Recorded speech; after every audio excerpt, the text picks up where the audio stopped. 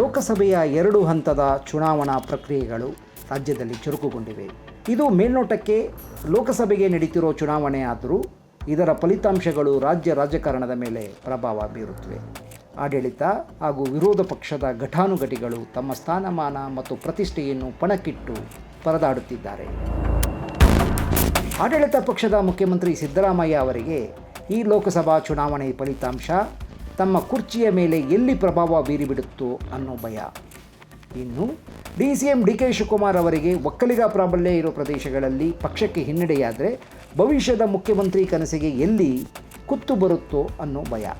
ಕನಿಷ್ಠ ಪಕ್ಷ ಮೈಸೂರು, ಚಾಮರಾಜನಗರ, ಇನ್ನೂ ಕೆಲವೆಡೆ ಕಾಂಗ್ರೆಸ್ ಪಕ್ಷ ಗೆದ್ದರೆ ಸಿದ್ದರಾಮಯ್ಯ ನಿಟ್ಟುಸಿರು ಬಿಡುವಂತೆ ಆಗುತ್ತೆ. ಅದೇ ರೀತಿ ಬೆಂಗಳೂರು ಗ್ರಾಮಾಂತರ, ಮಂಡ್ಯ ಮತ್ತು ಒಕ್ಕಲಿಗರ ಪ್ರಾಬಲ್ಯ ಇರೋ ಕಡೆಗಳಲ್ಲಿ ಶತಾಯಗತಾಯ ಕಾಂಗ್ರೆಸ್ ಪಕ್ಷ ಗೆಲ್ಲಬೇಕು. ಹಾಗಾದಾಗ ಮಾತ್ರ ತನ್ನ ಮುಖ್ಯಮಂತ್ರಿತ್ವದ ಕನಸು ಇನ್ನೂ ಜೀವಂತವಾಗಿ ಇರುತ್ತೆ ಅನ್ನೋದು DKಶಿ ನಿರೀಕ್ಷೆ. ಇದರ ಜೊತೆಗೆ ತಮ್ಮ ಪ್ರಾಬಲ್ಯ ಇರೋ ಕ್ಷೇತ್ರಗಳಲ್ಲಿ ತಮ್ಮ ಅಭ್ಯರ್ಥಿಗಳು ಗೆಲ್ಲಬೇಕು. ವರ್ಸ್ಟ್ ತಮ್ಮ ಅಭ್ಯರ್ಥಿಗಳು ಸೋತರೂ ಪರವಾಗಿಲ್ಲ, ಅವರ ಅಭ್ಯರ್ಥಿಗಳು ಗೆಲ್ಲಬಾರ್ದು. ಇದು ಇಬ್ಬರ ಲೆಕ್ಕಾಚಾರ. ಇದನ್ನು ಅವರ ಅಂತರಂಗದ ಆಪ್ತರು ಕೂಡ ಒಪ್ಕೊಳ್ತಾರೆ. ಹೀಗಾಗಿಯೇ ಒಂದೆಡೆ ಸಿದ್ದರಾಮಯ್ಯ ಅಹಿಂದ ಜಪ ಮಾಡಿದರೆ ಮತ್ತೊಂದೆಡೆ DK ಶಿವಕುಮಾರ್ ಒಕ್ಕಲಿಗರ ಜಪ ಮಾಡ್ತಾರೆ. ಇದನ್ನು ಮುಖ್ಯಮಂತ್ರಿ ಸಿದ್ದರಾಮಯ್ಯ ಅವರೇ ಪ್ರತ್ಯಕ್ಷವಾಗಿ ಒಪ್ಪಿಕೊಂಡಂತೆ ಕಾಣಿಸ್ತಿದೆ. ವರುಣಾ ವಿಧಾನಸಭಾ ಕ್ಷೇತ್ರದಲ್ಲಿ ನಡೆದ ಚುನಾವಣಾ ಪ್ರಚಾರ ಸಭೆಯಲ್ಲಿ ಅವರು ಈ ಆತಂಕ ವ್ಯಕ್ತಪಡಿಸಿದ್ದಾರೆ. ವರುಣಾ ಕ್ಷೇತ್ರ ಒಂದರಲ್ಲೇ 60,000 ಲೀಡ್ ಕೊಡಬೇಕು, ಆಗ ನನ್ನನ್ನು ಯಾರೂ ಮುಟ್ಟೋಕ್ಕೂ ಸಾಧ್ಯ ಇಲ್ಲ. ನಾನು ಮುಖ್ಯಮಂತ್ರಿಯಾಗಿ 5 ವರ್ಷ ಉಳಿಬೇಕು ಅಂದರೆ ನೀವು ಕಾಂಗ್ರೆಸ್ಸನ್ನು ಗೆಲ್ಲಿಸಲೇಬೇಕು ಎಂದಿದ್ದಾರೆ. ಮುಖ್ಯಮಂತ್ರಿಗಳ ಇದೇ ಮಾತನ್ನು ಮತ್ತೊಂದು ರೀತಿಯಲ್ಲಿ ಅವರ ಪುತ್ರ ಯತೀಂದ್ರ ಮತ್ತು ಗುಬ್ಬಿ ಶಾಸಕ ವಾಸು ಅವರು ಎಂಡೋಸ್ ಮಾಡಿದ್ದಾರೆ. ಸಿದ್ದರಾಮಯ್ಯ ಅವರಿಗೆ 5 ವರ್ಷ ಉಳಿದುಕೊಳ್ಳುವುದಕ್ಕೋಸ್ಕರ ಲೋಕಸಭಾ ಚುನಾವಣೆಯಲ್ಲಿ ತಮ್ಮ ಪ್ರಭಾವ ಇರೋ ಕ್ಷೇತ್ರಗಳಲ್ಲಿ ಕಾಂಗ್ರೆಸ್ ಗೆಲ್ಲಬೇಕು. ವೈಸಾ ವರ್ಸಾ DKಶಿ ಅವರದು ಇದೇ ಅಜೆಂಡಾ. 2.5 ವರ್ಷದ ನಂತರ ತಮ್ಮ ಮುಖ್ಯಮಂತ್ರಿತ್ವದ ಕ್ಲೈಮ್ಗಾಗಿ ಒಕ್ಕಲಿಗರ ಪ್ರಾಬಲ್ಯ ಇರೋ ಕ್ಷೇತ್ರಗಳನ್ನು ತನ್ನದಾಗಿಸಿಕೊಳ್ಬೇಕು. ಹೀಗಾಗಿಯೇ ಮೈಸೂರಿನಲ್ಲಿ ನಡೆದ ಒಕ್ಕಲಿಗರ ಸಂಘಟನೆಯ ಸಭೆಯೊಂದರಲ್ಲಿ DK ಶಿವಕುಮಾರ್ ಒಕ್ಕಲಿಗ ಅಸ್ತ್ರ ಪ್ರಯೋಗಿಸಿದರು. ದೆಹಲಿಯಲ್ಲಿ ನಿರ್ಧಾರವಾಗಿದೆ, ನೀವ್ಯಾರೂ ಆತಂಕ ಪಡಬೇಕಿಲ್ಲ ಎಂದು ಘೋಷಣೆ ಮಾಡಿದರು. ಇದನ್ನು ಅವರು ವಿಸ್ತಾರವಾಗಿ ಹೇಳಲಿಲ್ಲವಾದರೂ ಅವರ ಮಾತಿನ ಗೂಢಾರ್ಥ ಹೀಗಿತ್ತು: ನಾನು ಮುಖ್ಯಮಂತ್ರಿ ಆಗ್ತೀನಿ ಅಂತ ನೀವ್ಯಾರು ಆತಂಕ ಪಡಬೇಡಿ, ಟೆನ್ಷನ್ ಮಾಡ್ಕೋಬೇಡಿ, ಡೆಲ್ಲಿನಲ್ಲೇ ನಾನು CM ಆಗೋದ್ರ ಬಗ್ಗೆ ಡಿಸೈಡ್ ಆಗಿದೆ ಅನ್ನೋದೇ ಅದರ ವಿಸ್ತೃತ ವಿವರಣೆ. ಇವರು ಹೀಗೆ ಡಿಕ್ಲೇರ್ ಮಾಡ್ಕೊಳ್ಳೋಕ್ಕೂ ಮತ್ತೊಂದು ಕಾರಣ ಇದೆ. ಇಂದಿನ ವಿಧಾನಸಭೆ ಚುನಾವಣೆ ಸಂದರ್ಭ. ಕಾಂಗ್ರೆಸ್ನಲ್ಲಿ SM ಕೃಷ್ಣ ಅವರ ನಂತರ ಒಕ್ಕಲಿಗ ಮುಖ್ಯಮಂತ್ರಿ ಆಗುವ ಅವಕಾಶ ನನಗೇ ಇದೆ. ನೀವು ದೇವೇಗೌಡರಿಗೆ ಬೆಂಬಲ ನೀಡಿದ್ದೀರಿ, ಕುಮಾರಸ್ವಾಮಿ ಮುಖ್ಯಮಂತ್ರಿ ಆಗೋಕ್ಕೂ ಆಶೀರ್ವಾದ ಮಾಡಿದ್ದೀರಿ. ನನಗೂ ಈ ಬಾರಿ ಮುಖ್ಯಮಂತ್ರಿ ಆಗೋಕ್ಕೆ ಒಂದು ಅವಕಾಶ ಕೊಡಿ ಎಂಬ ನೆರೆಟಿವನ್ನು ಒಕ್ಕಲಿಗರ ವಲಯದಲ್ಲಿ ಫ್ಲೋ ಮಾಡಿದರು DK ಶಿವಕುಮಾರ್. ಇದು ಅವರು ಅಂದುಕೊಂಡ ಫಲವನ್ನೇ ನೀಡಿತ್ತು. ಒಕ್ಕಲಿಗರೇ ಬಹುಸಂಖ್ಯಾತರಾಗಿರುವ ಕ್ಷೇತ್ರಗಳಲ್ಲಿ ಪರಂಪರಾನುಗತ JDS ಮತಗಳ ಪೈಕಿ 5% ಕಾಂಗ್ರೆಸ್ಗೆ ವರ್ಗಾವಣೆಯಾಗಿತ್ತು. ಹೀಗಾಗಿ ಸರಿಸುಮಾರು 20ಕ್ಕೂ ಹೆಚ್ಚು ಕ್ಷೇತ್ರಗಳಲ್ಲಿ JDS ಸೋತಿತ್ತು ಮತ್ತು ಒಕ್ಕಲಿಗ DK ಶಿವಕುಮಾರ್ ಮುಖ್ಯಮಂತ್ರಿ ಆಗ್ತಾರೆ ಅನ್ನೋ ಕಾರಣಕ್ಕೆ ಕಾಂಗ್ರೆಸ್ಸಿಗೆ ಈ 20+ ಸ್ಥಾನ ಹೆಚ್ಚಿಗೆ ದಕ್ಕಿತ್ತು. ಆದರೆ DK ಶಿವಕುಮಾರ್ ಮುಖ್ಯಮಂತ್ರಿ ಆಗಲಿಲ್ಲ. ಮುಖ್ಯಮಂತ್ರಿ ಬದಲಾವಣೆ ಮಾತು ಬಂದಾಗೆಲ್ಲ ಸಿದ್ದರಾಮಯ್ಯ ಬೆಂಬಲಿಗರು ತಿರುಗಿ ಬೀಳ್ತಿದ್ದಾರೆ. ಹೈಕಮಾಂಡ್ ಕೂಡ ನಿಸ್ಸಹಾಯಕ ಆಗಿದೆ.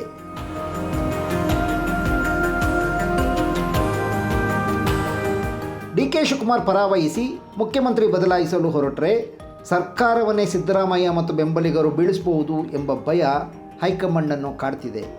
ಮುಖ್ಯಮಂತ್ರಿ ಪದವಿ ಇರಲಿ, ಇರುವ ಏಕೈಕ ಉಪಮುಖ್ಯಮಂತ್ರಿ ಪದವಿಗೂ ಕುತ್ತು ಬರುವಂಥ ಸಂದರ್ಭ ನಿರ್ಮಾಣ ಆಗಿದೆ. 3 ಉಪಮುಖ್ಯಮಂತ್ರಿಗಳನ್ನು ನೇಮಿಸುವಂತೆ ಒತ್ತಾಯ ರಾಜ್ಯ ಕಾಂಗ್ರೆಸ್ನ ಬೇರೆ ಬೇರೆ ಜಾತಿಯ ಮುಖಂಡರಿಂದ ಬಂದಿದೆ. ಇದು ಎಲ್ಲವನ್ನೂ ಗಮನಿಸಿದ ಒಕ್ಕಲಿಗ ಸಮಾಜ DK ಶಿವಕುಮಾರ್ ಮುಖ್ಯಮಂತ್ರಿ ಆಗ್ತಾರೆ ಅಂತ ಬೆಂಬಲ ನೀಡಿದ್ವಿ, ಆದರೆ ಅವರು ಆಗಲಿಲ್ಲ. ಅದರ ಬದಲು ಕುಮಾರಸ್ವಾಮಿ ಅವರಿಗಾಗಿದ್ದರೂ ಬೆಂಬಲ ನೀಡಬಹುದಿತ್ತು. ಹೀಗಂತ ಪೇಚಾಡಿಕೊಂಡವರು ಕೂಡ ಇದ್ದಾರೆ. ಇದರ ಅಪಾಯ DK ಶಿವಕುಮಾರ್ ಅವರಿಗೆ ಗೊತ್ತಿದೆ. ಹೀಗಾಗಿಯೇ ಅವರು JDS ಮತ್ತು ಕುಮಾರಸ್ವಾಮಿ ಮೇಲೆ ಮುರ್ಕೊಂಡು ಬೀಳ್ತಾ ಇದ್ದಾರೆ. ಏಕವಚನಗಳ ಪ್ರಯೋಗ ಆಗ್ತಿದೆ. ಸಿದ್ದರಾಮಯ್ಯ ಕೂಡ ದೇವೇಗೌಡರ ವಿರುದ್ಧ ಬಾಯಿಗೆ ಬಂದಂತೆ ಮಾತಾಡ್ತಿದ್ದಾರೆ. BJP JDS ಮೈತ್ರಿ ಆಗಿರೋದ್ರಿಂದ JDSಗೂ ಒಂದಷ್ಟು ಬಲ ಬಂದಂತಿದೆ. ಶೇಕಡಾವಾರು ಮತಗಳ ಮ್ಯಾಥಮೆಟಿಕ್ಸ್ ಮತ್ತು ಒಕ್ಕಲಿಗ ಸಮುದಾಯದ ಸೈಕಾಲಜಿ ಒಂದುಗೂಡಿದರೆ ಒಕ್ಕಲಿಗ ಪ್ರಾಬಲ್ಯ ಇರೋ ಕ್ಷೇತ್ರಗಳಲ್ಲಿ ಏನಾಗಿ ಬಿಡುತ್ತೋ ಎಂಬ ಭಯ DK ಶಿವಕುಮಾರ್ ಅವರನ್ನ ಕಾಡ್ತಿದೆ. ಇದಕ್ಕೆ ಸರಿಯಾಗಿ ಕಾಂಗ್ರೆಸ್ಸಿಗೆ ಇದ್ದ ಏಕೈಕ ಕ್ಷೇತ್ರ ಬೆಂಗಳೂರು ಗ್ರಾಮಾಂತರ ಕೂಡ ಕೈ ತಪ್ಪುವ ಭಯ ಕಾಡ್ತಾ ಇದೆ. DK ಶಿವಕುಮಾರ್ ಸಹಜವಾಗಿ ಸಹನೆ ಕಳ್ಕೊಳ್ತಿದ್ದಾರೆ. ಇನ್ನು BJP ವಿಚಾರಕ್ಕೆ ಬರೋಣ. ಯಡಿಯೂರಪ್ಪ ಅವರಿಗಾಗಿ ಅವರ ಮಗ ವಿಜೇಂದ್ರರನ್ನು ರಾಜ್ಯಾಧ್ಯಕ್ಷ ಮಾಡಿದ್ದು ಎಲ್ಲರಿಗೂ ಗೊತ್ತಿರೋ ವಿಷಯ. ಇದಕ್ಕಾಗಿ ರಾಜ್ಯಾಧ್ಯಕ್ಷ ಹುದ್ದೆಯ ಮೇಲೆ ಬಸವರಾಜ್ ಯತ್ನಾಳ್, CT ರವಿ ಸೇರಿದಂತೆ ಅನೇಕರ ಕಣ್ಣು ಇತ್ತು. ರಾತ್ರೋರಾತ್ರಿ ವಿಜಯೇಂದ್ರ ಅಧ್ಯಕ್ಷರಾದರು. ಟಿಕೆಟ್ ಹಂಚಿಕೆ ಕೂಡ ವಿವಾದದ ಸ್ವರೂಪ ಪಡೆಯಿತು. ಇದೆಲ್ಲದರ ಮಧ್ಯೆ BJPಗೆ ಏನಾದರೂ ಕಡಿಮೆ ಸ್ಥಾನ ಬಂದರೆ ವಿಜಯೇಂದ್ರ ಬದಲಾವಣೆಯ ಕೂಗು ಮೇಲೇಳುತ್ತೆ. ಈಗಾಗಲೇ ಬಸವರಾಜ್ ಪಾಟೀಲ್ ಯತ್ನಾಳ್ ಗುಡುಗಿದ್ದಾರೆ. BJPಗೆ ಹೆಚ್ಚು ಸ್ಥಾನ ಬಂತು ಅಂದರೆ ಓಕೆ, ಇಲ್ಲದಿದ್ದರೆ ವಿಜಯೇಂದ್ರರನ್ನು ಬದಲಾವಣೆ ಮಾಡಬೇಕು ಎಂಬುದು ಅವರ ಒತ್ತಾಯ. ಇವಿಷ್ಟು ಕಾಂಗ್ರೆಸ್ BJP ಕಥೆಯಾಯಿತು. ಇನ್ನು JDS ವಿಷಯಕ್ಕೆ ಬರೋಣ. ಫಲಿತಾಂಶ ಅವರ ಪರವಾಗಿ ಬರದೇ ಇದ್ದರೂ ಏನೇನೂ ಆಗಲ್ಲ. ಅವರ ಹತ್ರ ಕಳ್ಕೊಳ್ಳೋಕ್ಕೆ ಅಂಥದ್ದೇನೂ ಇಲ್ಲ. ಅವರಿಗೆ ಈಗ ಡೂ ಆರ್ ಡೈ ಪರಿಸ್ಥಿತಿ. ಹೀಗಾಗಿ ಕುಮಾರಸ್ವಾಮಿ ಎಂದಿಗಿಂತ ಹೆಚ್ಚು ಅಬ್ಬರಿಸುತ್ತಿದ್ದಾರೆ. 92ರ ಹರೆಯದಲ್ಲೂ ದೇವೇಗೌಡರು ಗರ್ಜಿಸುತ್ತಿದ್ದಾರೆ. ಕಳೆದ 1 ವರ್ಷದ ನೆನಪು ಮಾಡಿಕೊಳ್ಳಿ. JDS ಅಧಿಕೃತ ವಿರೋಧ ಪಕ್ಷ ಅಲ್ಲದಿದ್ದರೂ, ಅವರ ಹತ್ರ ಸಾಕಷ್ಟು ಸಂಖ್ಯೆಯ ಶಾಸಕರು ಇಲ್ಲದಿದ್ದರೂ ಕಾಂಗ್ರೆಸ್ಸನ್ನು ಪರಿಣಾಮಕಾರಿಯಾಗಿ ಎದುರಿಸಿದ್ದು JDS. ರಾಜ್ಯಸಭಾ ಚುನಾವಣಾ ಸಂದರ್ಭದಲ್ಲಂತೂ ಇದು ಎಂದೂ ಇಲ್ಲದ ಒಗ್ಗಟ್ಟನ್ನು ಪ್ರದರ್ಶನ ಮಾಡಿತ್ತು. ಇದು BJP ಹೈಕಮಾಂಡ್ಗೂ ಗೊತ್ತು. ಹೀಗಾಗಿಯೇ ಹೈಕಮಾಂಡ್ ಮಟ್ಟದಲ್ಲಿ ಮೈತ್ರಿ ಆಯಿತು. ಯಾರೆಷ್ಟೇ ಕೂಗಾಡಿದ್ರು JDS ತಾನು ಕೇಳಿದ್ದ 3 ಸೀಟುಗಳನ್ನು ಪಡೆದುಕೊಳ್ತು.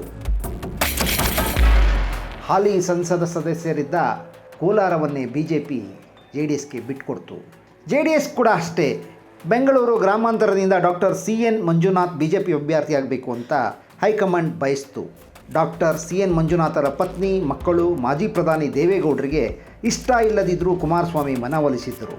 ನಿಧಾನಕ್ಕೆ ಪ್ರಮುಖ ಹಿಂದುತ್ವವಾದಿಗಳಿಂದ ದೂರ ಸರಿಯುತ್ತಿರೋ BJPಯ ಕೇಶವ ಕೃಪಾ ಮಂಕಾಯಿತು. ಕುಮಾರಸ್ವಾಮಿಯವರ ಬಿಡದಿ ಬಳಿಯ ಕೇತಗಾನಹಳ್ಳಿ ತೋಟ BJP JDSನ ಶಕ್ತಿ ಕೇಂದ್ರವಾಯಿತು. ಪ್ರಧಾನಿ ಮೋದಿಯವರ ಮೈಸೂರು, ಚಿಕ್ಕಬಳ್ಳಾಪುರ ಪ್ರಚಾರ ಸಭೆಗಳಲ್ಲಿ ದೇವೇಗೌಡರ ಭಾಷಣ ಮೊಳಗಿದವು. ಮೋದಿಯವರನ್ನು BJPಯವರಿಗಿಂತ ಹೆಚ್ಚಾಗಿ ಅರ್ಥಪೂರ್ಣವಾಗಿ ಸಮರ್ಥಿಸಿಕೊಂಡಿದ್ದು ದೇವೇಗೌಡರೇ.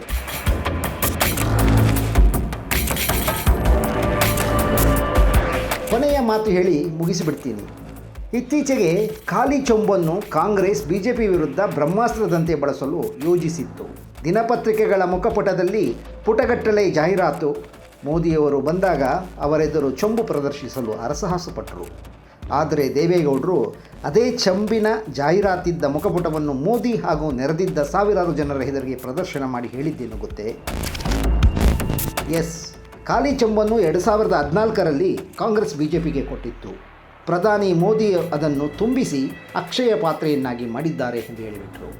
92ರ ಇಳಿ ವಯಸ್ಸಿನಲ್ಲಿ ಅವರ ಸಂದರ್ಭೋಚಿತ ಮತ್ತು ಭಾಷಾ ಪಾಂಡಿತ್ಯದ ಪ್ರಯೋಗಕ್ಕೆ ಕಾಂಗ್ರೆಸ್ ಮಾತ್ರವಲ್ಲ BJP ಹಿರಿಯ ನಾಯಕರೇ ನಿಬ್ಬೆರಗಾಗಿದ್ದರು. ಒಂದು ವೇಳೆ ಮಂಡ್ಯ ಸೇರಿದಂತೆ JDS 2 ಸ್ಥಾನಗಳಲ್ಲಿ ಗೆದ್ದರೆ ಮಾಜಿ ಮುಖ್ಯಮಂತ್ರಿ HD ಕುಮಾರಸ್ವಾಮಿ ಕೇಂದ್ರ ಸಚಿವರಾಗ್ತಾರೆ. ಮತ್ತೊಂದೆಡೆ ಬೆಂಗಳೂರು ಗ್ರಾಮಾಂತರದಿಂದ ಡಾಕ್ಟರ್ CN ಮಂಜುನಾಥ್ ವಿಜೇತರಾದರೆ BJP ಸೆಂಟ್ರಲ್ ಕ್ಯಾಬಿನೆಟ್ಗೆ ಸೇರಿಕೊಳ್ತಾರೆ. ಹೀಗಂತ JDSನವರು ಈಗಾಗಲೇ ನೆರೇಟಿವ್ ಫಿಕ್ಸ್ ಮಾಡ್ತಿದ್ದಾರೆ. ಹೀಗೊಂದು ವೇಳೆ ಆಗಿದ್ದೇ ಆದರೆ ಕುಮಾರಸ್ವಾಮಿ ಸಹಜವಾಗಿ ಕರ್ನಾಟಕದ ಶಕ್ತಿ ಕೇಂದ್ರ ಆಗ್ತಾರೆ. ಅದಾಗಬಾರದು ಎಂದು ಬಯಸುವ ಬಹಳಷ್ಟು ನಾಯಕರು BJPಯಲ್ಲೇ ಇದ್ದಾರೆ. ಯಾವಾಗ ಯಾವ ರೀತಿ ಒಳಹೇಟು ಕೊಡ್ತಾರೋ ಅದನ್ನು ಊಹಿಸಲು ಸಾಧ್ಯ ಇಲ್ಲ.